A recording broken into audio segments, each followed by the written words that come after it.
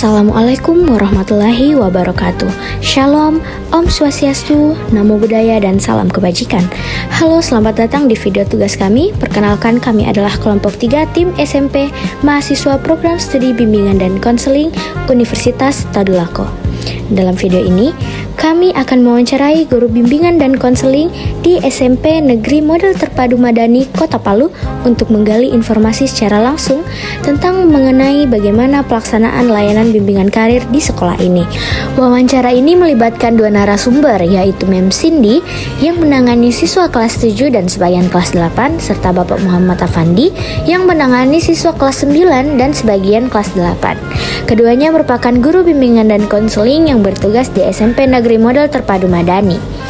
Wawancara kita dilaksanakan dalam 2 sesi. Sesi pertama bersama Mem Cindy dilanjutkan dengan sesi kedua bersama Pak Afandi. Dalam sesi pertama, kami membuka wawancara dengan menanyakan apakah sekolah memiliki program khusus layanan bimbingan dan konseling karir. Mem Cindy menjelaskan bahwa layanan bimbingan dan konseling karir memang selalu ada di setiap sekolah, karena siswa SMP masih sangat membutuhkan pemahaman tentang jenjang pendidikan lanjutan dan dunia kerja. Di sekolah ini, layanan karir disampaikan melalui layanan klasikal dengan materi seputar pilihan SMA, SMK, hingga perguruan tinggi dan dunia kerja.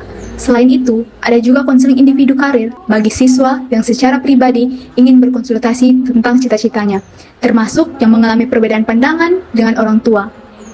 Sekolah juga membuka ruang untuk kegiatan hari karir, di mana alumni atau profesional diundang untuk berbagi pengalaman langsung kepada para siswa.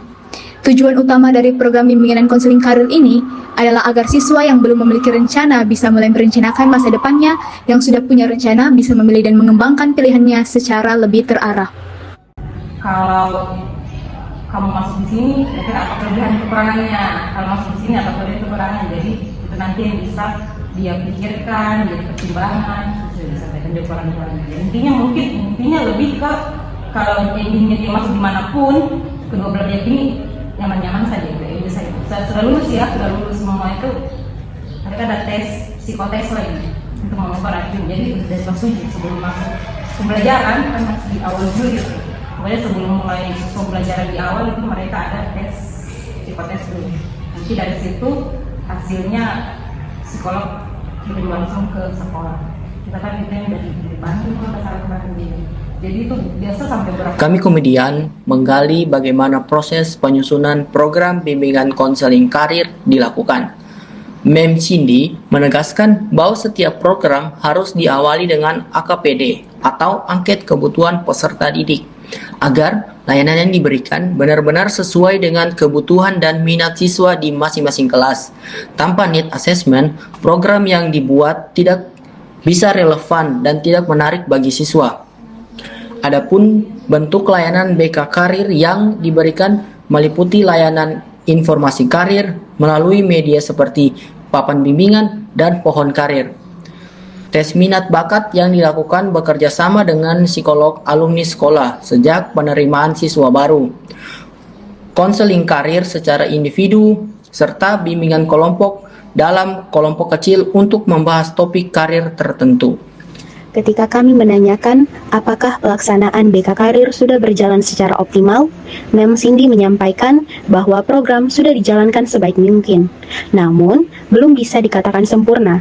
Hal ini karena tidak tersedianya jam khusus layanan BK di sekolah, sehingga layanan hanya bisa dilakukan di jam-jam kosong. Ditambah lagi, hanya ada 2 guru BK yang harus melayani lebih dari 500 siswa. Pada sesi kedua bersama Pak Afandi, kami menanyakan siapa sasaran utama layanan BK Karir di sekolah ini. Pak Afandi menjelaskan bahwa meskipun seluruh jenjang mendapatkan layanan, siswa kelas 9 menjadi prioritas utama karena mereka sedang dalam proses memilih sekolah lanjutan. Sementara untuk kelas 7 dan juga 8 mendapatkan materi dasar tentang karir. Kami juga menanyakan keterlibatan orang tua.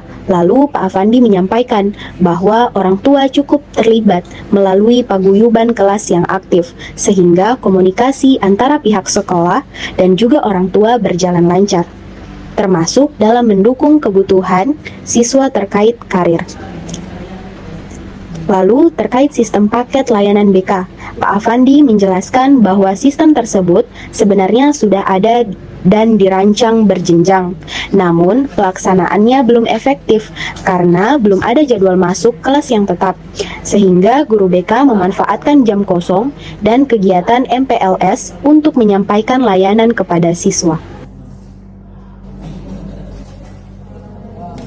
Di bagian akhir wawancara, kami menggali bagaimana guru BK mengevaluasi keberhasilan program BK Karir. Pak Afandi menjelaskan bahwa evaluasi dilakukan melalui refleksi di akhir pertemuan layanan klasikal. Siswa diminta menyampaikan atau membuat poster tentang rencana lanjutan studi mereka, yang kemudian menjadi bahan untuk melihat pemahaman dan juga kesiapan siswa. Adapun tindak lanjut setelah layanan diberikan, yaitu dilakukan dengan mengadakan pertemuan berikutnya sesuai dengan RPL yang telah dibuat, dan terus mendampingi siswa hingga mereka menemukan arah yang jelas untuk masa depan mereka. Untuk dokumen acuan, Pak Afandi memperlihatkan bahwa sekolah telah memiliki program tahunan, program semester, program bulanan, RPL BK Karir, hingga hasil evaluasi program. Semuanya tersimpan dengan rapi di ruangan BK.